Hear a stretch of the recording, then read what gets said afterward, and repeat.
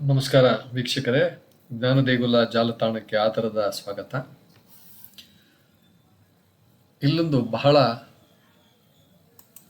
ಕುತೂಹಲಕಾರಿಯಾದ ಮತ್ತು ಅತ್ಯಂತ ಆಳವಾದ ಪ್ರಶ್ನೆ. ಈ ಪ್ರಶ್ನೆ ಏನಂದ್ರೆ,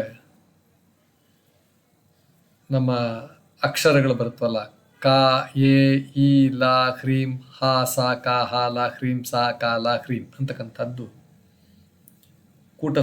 ಕೂಟದ ಸ್ವರಗಳು. ಈ ಕೂಟದ ಸ್ವರಗಳು ಎಲ್ಲಿಂದ ಬಂದವು, ಅಥವಾ ಈ ಬೀಜಾಕ್ಷರಗಳು, ಈ ಅಕ್ಷರಗಳು ಎಲ್ಲಿಂದ ಬಂದವು, ಇದನ್ನು ಯಾರು ಸೃಷ್ಟಿ ಮಾಡಿದ್ರು, ಇದಕ್ಕೆ ಹೀಗೆ ಅಂತ ಅರ್ಥ ಯಾರು ಕೊಟ್ರು, ಇವನ್ನೆಲ್ಲಾನು ಕೆಲವರು ಮಾನವರು ಅಥವಾ ಯಾರು ಬಹಳ ತಿಳಿದಿರೋರು ಮಾಡಿದ ಅಥವಾ ರೂಪಿಸಿದ ಸಂಕೇತಗಳೇ, ಅಥವಾ ಇದರ ಹಿಂದೆ ಯಾವುದಾದ್ರೂ ಆಳವಾದ ತತ್ವವಿದೆಯೋ ಅಂತಕ್ಕಂಥದ್ದನ್ನ ಒಬ್ಬರು ಪ್ರಶ್ನೆ ಕೇಳಿದ್ದಾರೆ. ಈ ಪ್ರಶ್ನೆಗೆ ಉತ್ತರ ನೋಡೋಣ, ಯಾವ ರೀತಿ ಉತ್ತರ ಬರುತ್ತೆ ಅಂತಕ್ಕಂಥದ್ದನ್ನ. ಅದಕ್ಕೂ ಮುಂಚೆ ನಮ್ಮ ಚಾನಲ್ಗೆ ಸಬ್ಸ್ಕ್ರೈಬ್ ಮಾಡ್ಕೊಳ್ಳಿ, ಕಮೆಂಟ್ಸ್ ಬಾಕ್ಸ್ನಲ್ಲಿ ತಮ್ಮ ಕಮೆಂಟ್ಸ್ಗಳನ್ನ ಮುಗಿಸಿ ಪೂರ್ತಿ ವಿಡಿಯೋನು ನೋಡಿ ಈ ಅರ್ಥಕ್ಕೆ, ಮತ್ತು ತಮ್ಮ ಕಾಂಟ್ಯಾಕ್ಟ್ಸ್ಗೆ ಈ ವಿಡಿಯೋನ ಫಾರ್ವರ್ಡ್ ಅಥವಾ ಪ್ರಸಾರ ಮಾಡಿ ಅಂತ ಹೇಳ್ತಾ, ಈ ಪ್ರಶ್ನೆ ಇದೆಯಲ್ಲ, ಇದು ಎಲ್ಲಿಂದ ಬಂತು, ಯಾರು ಸೃಷ್ಟಿ ಮಾಡಿದ್ರು, ಯಾರು ಕೊಟ್ಟರು, ಏನು ಅರ್ಥ, ಇದಕ್ಕೆ ಹೆಂಗೆ ಬಂತು ಇದಕ್ಕೆ ಅನ್ನೋದಕ್ಕೆಲ್ಲ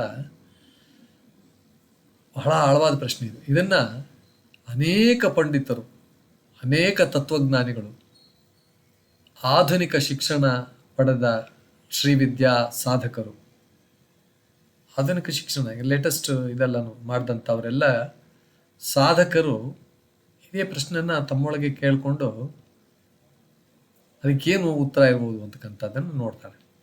ಇದರಲ್ಲಿ ಈ ಪ್ರಶ್ನೆಗೆ ಒಂದು ಹಂತವಾಗಿ ಒಂದು 3 ಹಂತಗಳಲ್ಲಿ ಉತ್ತರನ ನಾವು ಹುಡುಕ್ಬೋದು ಅಂತಕ್ಕಂಥದ್ದು. ಮೊದಲ ಹಂತ ಅಥವಾ ಮೊದಲ ಒಂದು ದೃಷ್ಟಿಕೋನ ಅಂದ್ರೆ ವೈದಿಕ ಮತ್ತು ತಾಂತ್ರಿಕ ದೃಷ್ಟಿಕೋನದಿಂದ ನೋಡೋದು. ವೇದ ಮತ್ತು ತಂತ್ರಗಳ ಪ್ರಕಾರ, ತಂತ್ರಶಾಸ್ತ್ರ, ವೇದಶಾಸ್ತ್ರಗಳ ಪ್ರಕಾರ ಈ ಅಕ್ಷರಗಳನ್ನು, ಈ ಬೀಜಾಕ್ಷರಗಳನ್ನು, ಈ ವಾಗ್ಭವ ಕೂಟ ಎಲ್ಲ ರೀತಿಯ ಕೂಟದ ಅಕ್ಷರಗಳನ್ನು ಯಾವುದೇ ಮಾನವ ಸೃಷ್ಟಿಸಿಲ್ಲ. ಋಷಿಗಳು ಅವುಗಳನ್ನು ಕಂಡು ಹಿಡಿದರು. ದೇ ಡಿಸ್ಕವರ್ಡ್ ಇಟ್ ಅಂತ ಅಷ್ಟೇ. It was already there, but they discovered it ಅಂತ. ಇದನ್ನ ಸಂಸ್ಕೃತದಲ್ಲಿ ಏನ್ ಹೇಳ್ತಾರೆ ಅಂದ್ರೆ ಮಂತ್ರದ್ರಷ್ಟಾರಹ ಋಷಯ ಅಂತಾರೆ. ಮಂತ್ರವನ್ನ ದ್ರಷ್ಟ, ಅದನ್ನ ನೋಡಿದವರು, ಅದನ್ನ ಗ್ರಹಿಸಿದಂಥ ಋಷಿಗಳು ಅನ್ನೋ ದೃಷ್ಟಿಯಲ್ಲಿ. ಋಷಿಗಳು ಒಂದು ಗಮನಿಸಬೇಕಾದ ಅಂಶ ಇಲ್ಲಿ ಅಂದ್ರೆ, ಋಷಿಗಳು ಮಂತ್ರಗಳನ್ನು ರಚಿಸಲಿಲ್ಲ, ಮಂತ್ರಗಳನ್ನು ದರ್ಶಿಸಿದರು, ಮಂತ್ರಗಳನ್ನು ಅವರು ಕಂಡುಕೊಂಡರು, ಮಂತ್ರಗಳನ್ನು ಅವರು ನೋಡಿದರು ಅಂತ. ಹೀಗೆ ಅದಕ್ಕೊಂದು ಉದಾಹರಣೆ ಅಂದ್ರೆ ಗುರುತ್ವಾಕರ್ಷಣ ಶಕ್ತಿ ಅಂತ ಇಟ್ಕೊಳ್ಳಿ. ಒಬ್ಬ ವಿಜ್ಞಾನಿ ಗುರುತ್ವಾಕರ್ಷಣ ಶಕ್ತಿನ ಅವನೇನ್ ಸೃಷ್ಟಿ ಮಾಡಲಿಲ್ಲ, ಅದಿತ್ತು, ಅದನ್ನ ಕಂಡುಹಿಡಿದ, ಡಿಸ್ಕವರ್ಡ್. ಯಾರೋ ಒಬ್ರು he discovered route to America, discovered route to India ಅಂತ ಹೇಳ್ತಾರಲ್ಲ ಸಮುದ್ರದಲ್ಲಿ, ಆ ರೀತಿ it was there already, the path was there, he discovered it ಅನ್ನೋ ರೀತಿ. ಹಾಗೆಯೇ ಋಷಿಗಳು ಈ ಧ್ವನಿ ಶಕ್ತಿಗಳನ್ನು ಕಂಡು ಹಿಡಿದರು ಅಂತ ಒಂದು ಸಂಪ್ರದಾಯ ಹೇಳುತ್ತೆ. ಇಲ್ಲೊಂದು ಪ್ರಶ್ನೆ ಬರುತ್ತೆ, ಶಬ್ದ ಮೊದಲ ಅಥವಾ ಪದಾರ್ಥ ಮೊದಲ ಅಂತಕ್ಕಂಥದ್ದು. ಭಾರತೀಯ ದರ್ಶನದಲ್ಲಿ ಒಂದು ಮೂಲಭೂತ ಸಿದ್ಧಾಂತ ಏನಂದ್ರೆ ಶಬ್ದವೇ ಮೊದಲು, ಪದಾರ್ಥ ನಂತರ ಅಂತ. ಆಧುನಿಕ ವಿಜ್ಞಾನ ಕೂಡ ಹೇಳುವುದೇನೆಂದ್ರೆ, ಬ್ರಹ್ಮಾಂಡದ ಆರಂಭದಲ್ಲಿ ಅಂದ್ರೆ ಬಿಗ್ ಬ್ಯಾಂಗ್ ಥಿಯರಿ ಅದು ಇದು ಏನಿದೆಯಲ್ಲ, ಅಲ್ಲಿ ಶಕ್ತಿ ಮತ್ತು ಕಂಪನ ಇತ್ತು, ವೈಬ್ರೇಷನ್ ಇತ್ತು. There was some power, there was some vibration. Veda ಹೇಳುವುದು ಕೂಡ ಅದೇನೆ, ನಾದ ಇತ್ತು. ಆ ನಾದದಿಂದಲೇ ಶಬ್ದ, ರೂಪ, ನಾಮ, ಜಗತ್ತು ಎಲ್ಲವೂ ಪ್ರಕಟವಾಗಿದ್ದು ನಾದದಿಂದಲೇ. ಅದಕ್ಕೆ ನಾದ ಬ್ರಹ್ಮ ಅಂತ ಕೂಡ ಹೇಳ್ತಾರೆ. ನಾದವೇ ಮೊದಲು ಅಂತ, ವೈಬ್ರೇಷನ್, ಆ ಒಂದು ಏನೋ ಒಂದು ಕಂಪನ ಅಂತಕ್ಕಂಥ. ಆದ್ದರಿಂದ ಬೀಜಾಕ್ಷರಗಳನ್ನು ಕೇವಲ ಅಕ್ಷರಗಳೆಂದು ನೋಡೋಕ್ಕಾಗೋದಿಲ್ಲ.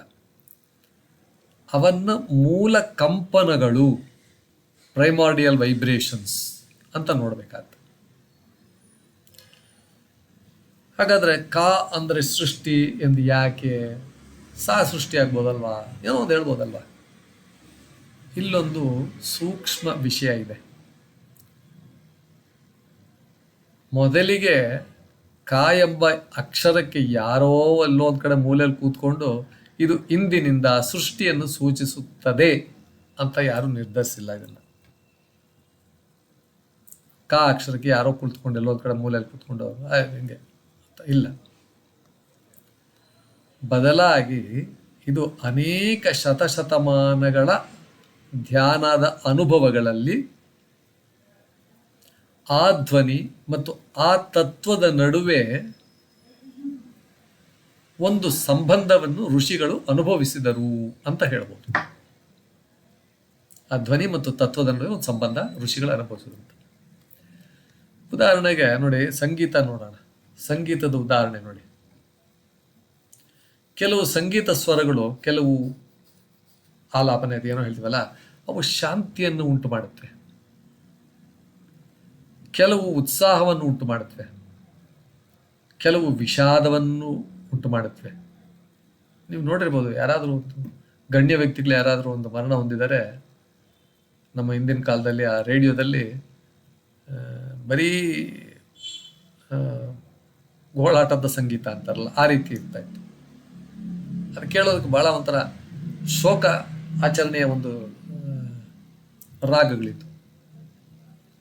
ರಾಗದ ಹೆಸರುಗಳು ಬೇಕಾದಷ್ಟು, ಕದನ ಕುತೂಹಲ ರಾಗ, ಈ ರೀತಿಯಾಗಿ ಆ ಸಂಗೀತ ಸ್ವರಗಳು, ಸಂಗೀತ ಸ್ವರಗಳ ಜೋಡಣೆ ಕೆಲವೊಮ್ಮೆ ಶಾಂತಿಯನ್ನು ಉಂಟು ಮಾಡುತ್ತೆ, ಕೆಲವೊಮ್ಮೆ ಉತ್ಸಾಹವನ್ನು, ಕೆಲವೊಮ್ಮೆ ವಿಷಾದವನ್ನು ಉಂಟು ಮಾಡುತ್ತೆ. ಅದೇ ರೀತಿ ಈ ಅಕ್ಷರಗಳು ಕೂಡ ಆ ಋಷಿಗಳಿಗೆ, ಕೆಲವು ಋಷಿಗಳಿಗೆ ಈ ಧ್ವನಿ ಮತ್ತು ಆ ತತ್ವದ ನಡುವೆ ಒಂದು ಸಂಬಂಧವನ್ನು ಆ ಋಷಿಗಳು ಅನುಭವಿಸಿದರು ಅಂತ ಹೇಳ್ಬೋದು. ಇದು ಯಾಕೆ ಸಂಗೀತದಲ್ಲಿ ನೋಡಿ, ಯಾರು ಸ್ವರಕ್ಕೆ ಅರ್ಥನ ಯಾರೂ ಅಂಟಿಸಿಲ್ಲ. ಆ ಅಂದ್ರೆ ಹಿಂಗೆ, ಆ ಅಂದ್ರೆ ಹಂಗೆ, ಆ ಅಂದ್ರೆ ಹಿಂಗೆ, ಇದು ಏನಿಲ್ಲ. ಆದರೆ ಧ್ವನಿಯ ಸ್ವಭಾವವೇ ಅನುಭವವನ್ನು ಕೊಡುತ್ತೆ. ಮಂತ್ರಧ್ವನಿಗಳ ಬಗ್ಗೆ ಕೂಡ ಋಷಿಗಳ ದೃಷ್ಟಿಯೂ ಇದೇ ಇತ್ತು.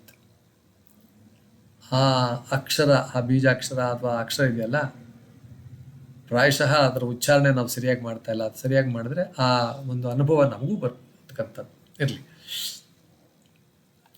ಇನ್ನು ಬೀಜಾಕ್ಷರಗಳು ಭಾಷೆಯ ಪದಗಳಲ್ಲ, ಇದು ಬಹಳ ಮುಖ್ಯ. ಹ್ರೀಂ, ಶ್ರೀಂ, ಕ್ಲೀಂ, ಐಂ ಸಾಮಾನ್ಯ ಭಾಷೆಯ ಪದಗಳಲ್ಲಿ ನಾವೆಲ್ಲೂ ಉಪಯೋಗಿಸೋದಿಲ್ಲ. ಇದನ್ನು ಶ್ರೀಂ ಅಂತ ಎಲ್ಲೂ ನಾವು ಉಪಯೋಗಿಸಲ್ಲ, ಕ್ಲೀಂ ಅಂತಕ್ಕಂಥದ್ದಿಲ್ಲ. ಇದು ಬೀಜಾಕ್ಷರಗಳ ಥರವೇ ಉಪಯೋಗಿಸ್ತೀವಿ. ಇವು ಒಂದು ರೀತಿಯ ಅನುಭವ ಆಧಾರಿತವಾದ ಧ್ವನಿ ಸಂಕೇತಗಳು ಅಂತಕ್ಕಂಥದ್ದು ಹೇಳ್ಬೋದು. ಇನ್ನು ಮಾತೃಕಾ ತತ್ವ ಅಂತಕ್ಕಂಥದ್ದು, ತಂತ್ರಶಾಸ್ತ್ರದಲ್ಲಿ ಎಲ್ಲ ಅಕ್ಷರಗಳಿಗೂ ಒಂದು ದೈವಿಕ ಮೂಲ ಇದೆ. ಯಾವುದೇ ಅಕ್ಷರ ತಗೊಳ್ಳಿ, ಇದನ್ನು ಮಾತೃಕಾ ಶಕ್ತಿ ಅಂತ ಹೇಳ್ತಾರೆ.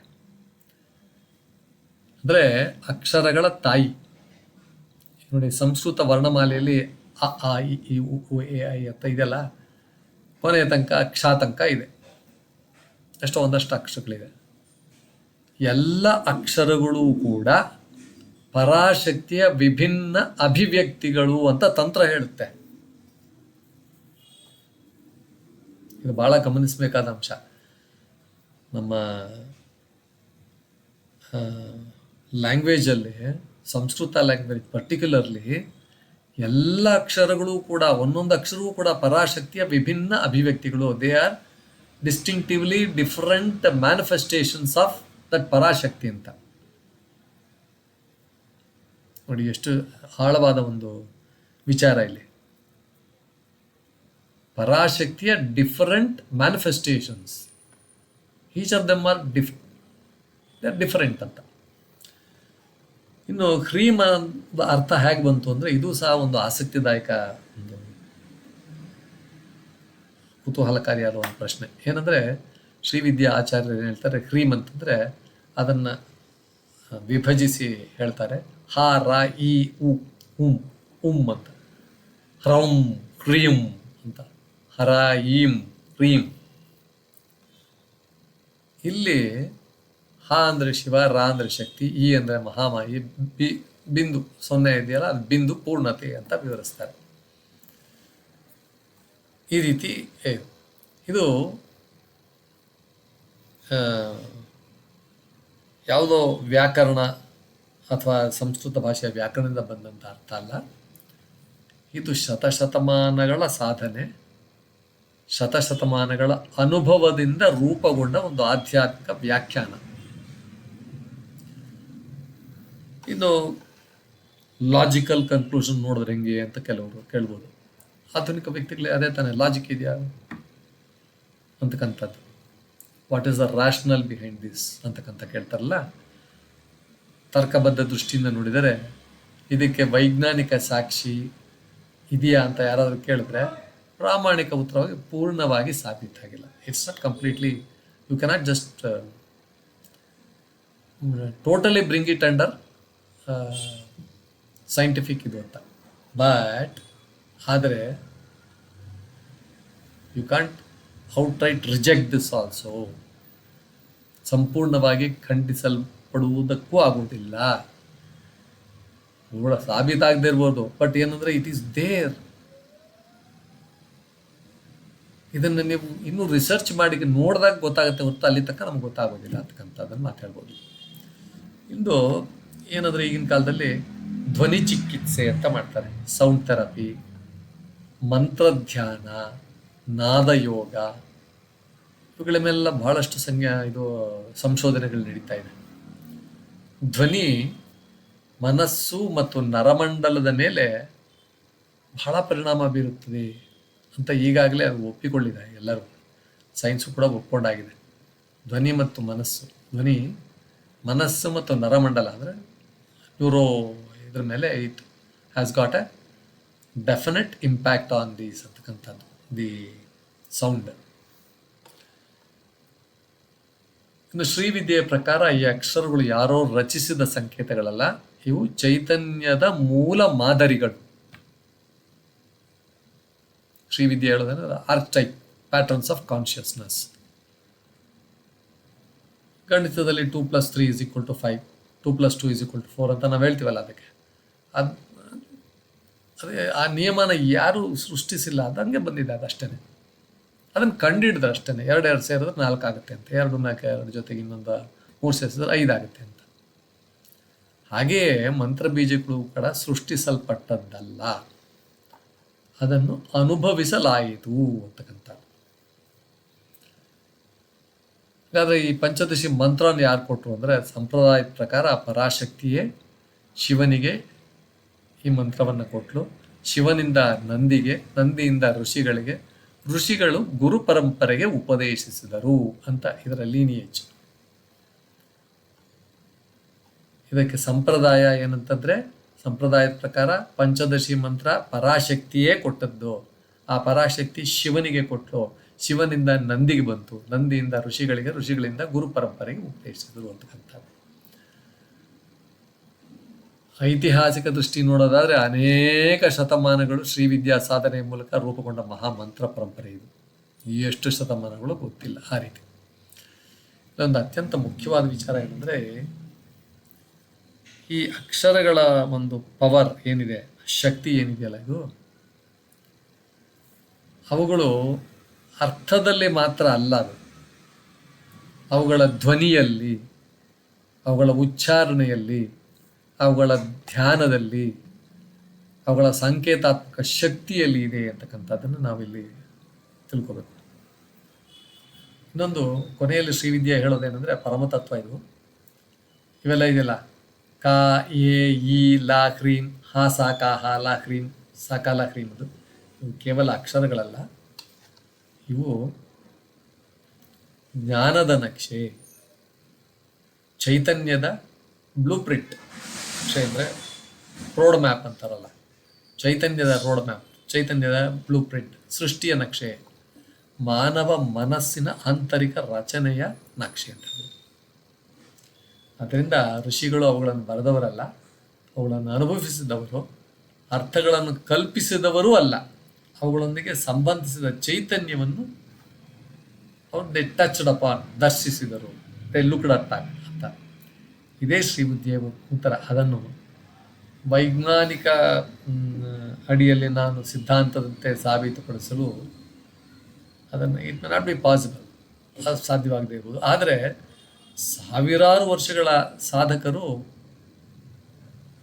ಅದನ್ನು ತಮ್ಮ ಆಧ್ಯಾತ್ಮಿಕ ಅನುಭವದ ಸತ್ಯವಾಗಿ ಸ್ವೀಕರಿಸಿದ್ದಾರೆ ಅಂತಕ್ಕಂಥದ್ದು. ವೀಕ್ಷಕರೇ, ಇಷ್ಟು ವಿವರಣೆಯೊಂದಿಗೆ ಈ ಅಕ್ಷರಗಳು, ಬೀಜಾಕ್ಷರಗಳು ಅಥವಾ ವಾಗ್ಭವಕೂಟ, ಶಕ್ತಿಕೂಟ, ಮಧ್ಯಕೂಟದ ಬಗ್ಗೆ ನಾವಿಲ್ಲಿ, ಆ ಅಕ್ಷರಗಳ ಬಗ್ಗೆ ನಾವಿಲ್ಲಿ ಸಾಕಷ್ಟು ವಿಚಾರಣೆ ಮಾಡಿ ಇಲ್ಲಿ ಹೇಳಿದ್ದೇವೆ. ಎಂದಿನಂತೆ ಲೈಕ್, ಶೇರ್ ಮತ್ತು ಸಬ್ಸ್ಕ್ರೈಬ್ ಮಾಡಿ. ಕಮೆಂಟ್ಸ್ ಬಾಕ್ಸ್ನ ತಮ್ಮ ಕಮೆಂಟ್ಸ್ಗಳನ್ನ ಮುಗಿಸಿ ಕೇಳ್ಕೊಳ್ತಾ ನಮಸ್ಕಾರ ವೀಕ್ಷಕರೇ.